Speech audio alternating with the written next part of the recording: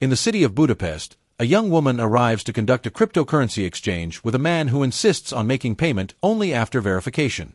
The woman demands payment upon delivery. Tensions escalate until she strikes the man with a candle and escapes. The man's henchmen pursue her through the city streets.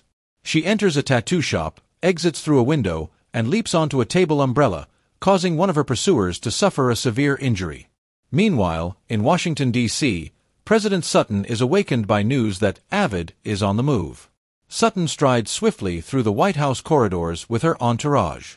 In Budapest, Rutledge receives a signal that the woman is heading in his direction. She discards her jacket and enters a bar. Rutledge follows her, orders a drink, then chokes her and seizes the crypto wallet containing $70 million worth of Bitcoin. In Washington, Agent Darden confirms that Avid has been captured. Sutton reveals that Avid is her rebellious daughter, Serena. In a brief confrontation, Serena claims she was merely trying to slip out unnoticed. Her devices are confiscated as evidence, as she is suspected of having hacked the RFID system. Sutton reminds her that she is not permitted to travel without security. Her father, Derek, emphasizes that it is for her own safety. Serena accuses her brother, Dmitry, of knowing about her plan but doing nothing. The following morning, Sutton trains in martial arts with Manny, who reveals that Serena created her own RFID key.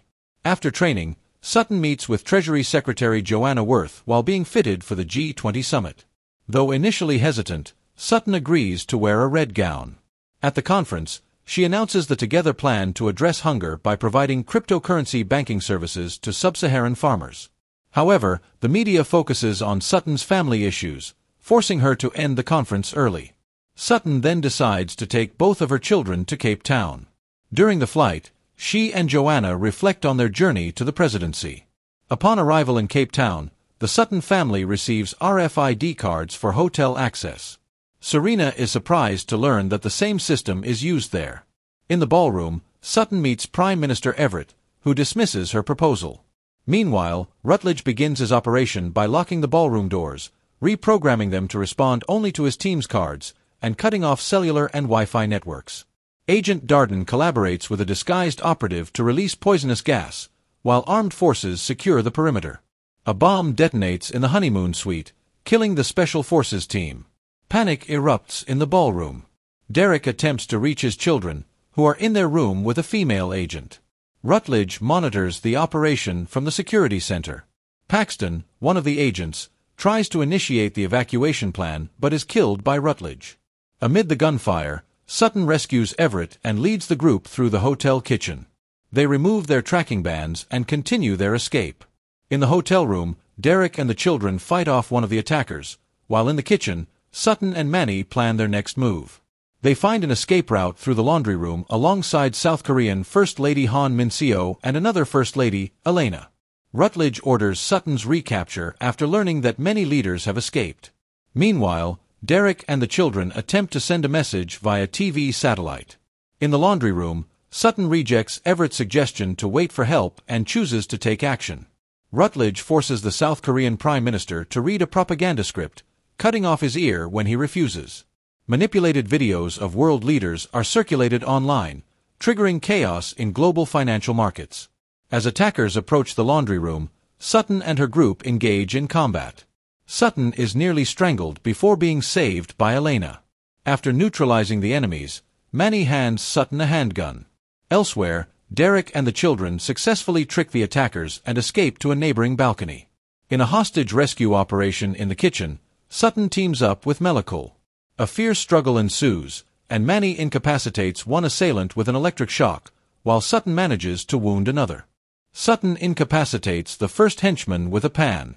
While freeing the hostages, the second henchman shoots at her, but Manny steps in, taking the bullet. Melakul swiftly throws a knife into the attacker's chest, killing him. On the rooftop, Serena connects a makeshift antenna to a satellite dish to transmit a message. Darden arrives with his men, prompting Derek to confront him and accuse him of treachery. Darden searches for the children, but they are gone, hanging from a ledge. Serena's message is successfully received by U.S. security forces. In the ballroom, Rutledge reacts to reports of international coordination against the attack. He threatens to execute the leaders to force Sutton's surrender. Sutton checks Manny's injury as Elena tends to him. Melekul then reveals that he is a special operative embedded by the South African government. Sutton sends him and another operative to protect her family. Rutledge decides to execute the Australian Prime Minister. When the Korean Prime Minister resists, Rutledge kills him. Everett and Sutton share a moment of connection, during which she reveals the story behind her infamous Time magazine cover photo, how she had to pull a child from his mother's arms moments after the mother was killed in an explosion. Sutton had only been in the battlefield for a few minutes when that photograph was taken. The group escapes to the garage and boards the Beast, but Rutledge threatens over the radio to kill Derek and the children unless Sutton surrenders.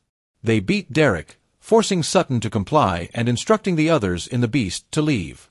As the vehicle drives away, Manny regains consciousness, jumps out, and goes to find Sutton.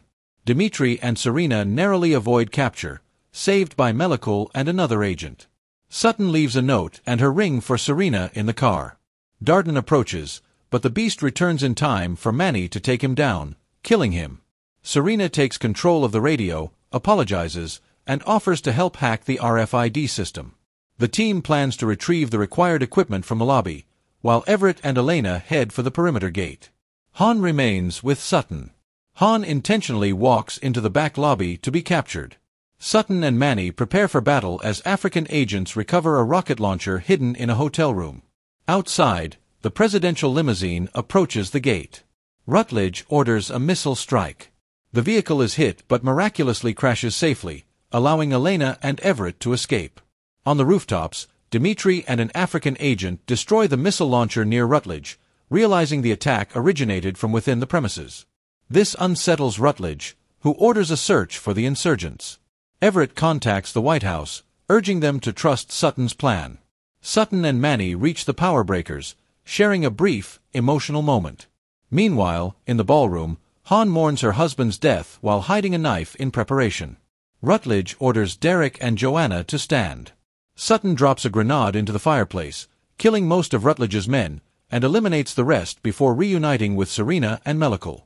Serena retrieves the machine she needs, and they continue clearing the area, determined to stop Rutledge. Serena and the agents restore communications in the control room as troops breach the perimeter. Sutton kills a bald henchman, further crippling Rutledge's forces. Rutledge takes Derek and Joanna hostage in the conference room, using Derek as leverage. Upon Sutton's arrival, he disarms her and demands compliance. Sutton realizes Rutledge is a former soldier who was abandoned in the field. He forces her to read a pangram for use in a deepfake video. She stalls for time, allowing the troops to advance. Hostages are rescued, but Sutton's location remains unknown. Serena decides to search for her. Rutledge boasts about the chaos his deepfakes have caused, sending the crypto market soaring to $150 billion, and reveals his vendetta against Sutton, blaming her for the deaths of his comrades in Fallujah. Their confrontation escalates, and Rutledge shoots Derek. Enraged, Sutton tackles him, and in the struggle, he drops the crypto wallet, which Joanna discreetly hides. As Rutledge prepares to shoot Sutton, Han stabs him from behind. Sutton checks Derek and finds his Kevlar vest saved him. Han informs her that Rutledge has disappeared. Sutton then confronts Joanna, who admits to being the mole. Sutton slaps her, takes the crypto wallet, and learns from Dimitri that Rutledge has taken Serena. The final confrontation unfolds on the helipad. Rutledge has Serena restrained and prepares to escape by helicopter. Sutton, holding the crypto wallet, offers a trade for her daughter's release. She throws the wallet into the air to distract him, then strikes, but Rutledge opens fire. The helicopter tilts dangerously as they fight. Sutton wrestles away his weapon and throws him out. Serena pulls her mother to safety just before the helicopter nearly falls. Rescue teams arrive in time. The world watches as G20 leaders endorse the Together plan. Sutton returns to the White House, celebrated as a hero. Manny survives his injuries, and Joanna is arrested for treason. In the closing moments, the presidential family gazes at a framed red dress and shoes, a symbol of their ordeal and survival.